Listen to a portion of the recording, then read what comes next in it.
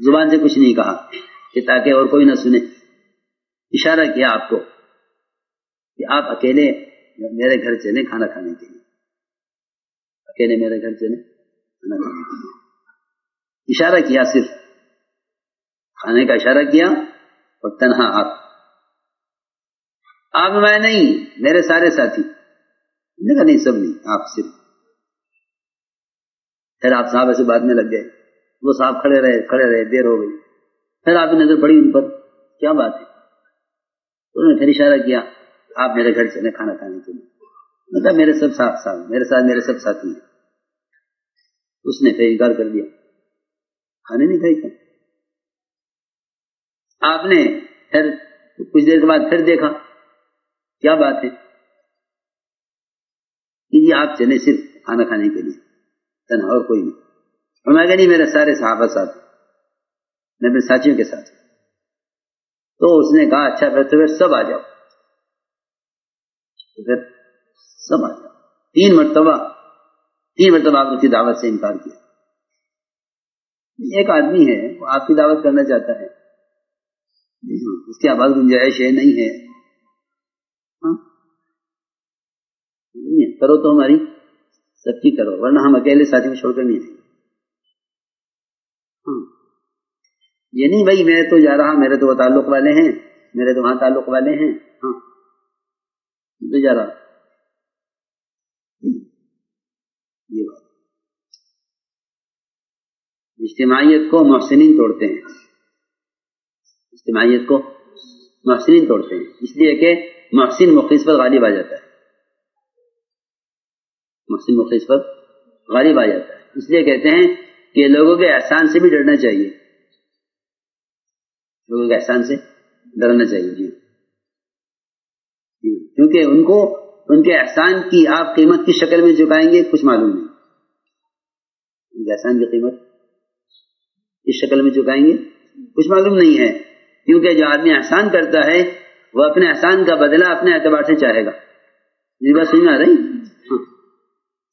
اپنے احسان کا بدلہ اپنے اعتبار سے چاہے گا.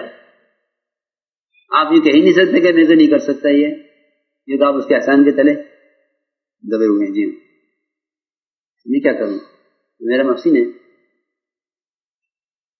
حضرت کعب بن مالک رضی اللہ تعالیٰ عنہ انہوں نے دیا جواب کہ اچھا تم ہمیں اپنی طرف بلاتے ہو صرف اس لیے کہ ہمارے اپنے ہم سے ناراض ہیں کہ دیکھو ہمارے پاس تمہارا جواب ہے. ہم تمہارے ریشم کے کپڑے میں لپٹے ہوئے خط کو اور تمہاری دعوت کو تندور میں آگ میں جلا کر دکھلائیں گے.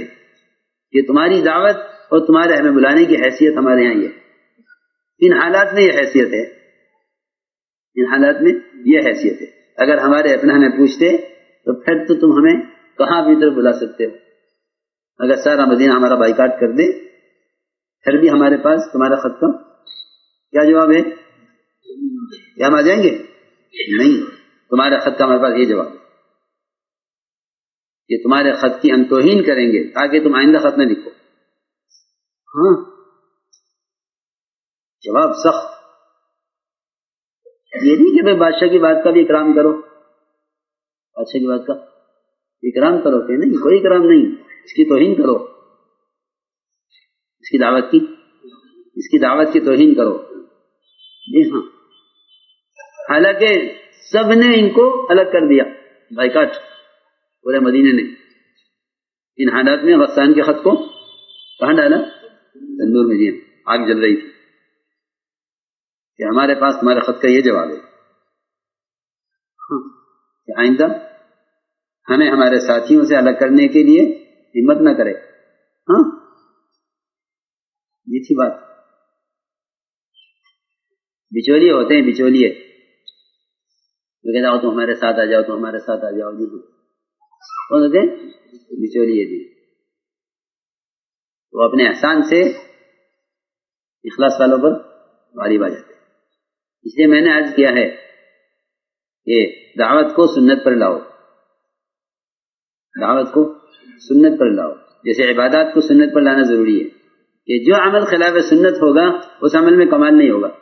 اس عمل میں کمال نہیں ہوگا، اس عمل کی خاصیت ظاہر نہیں ہوگی.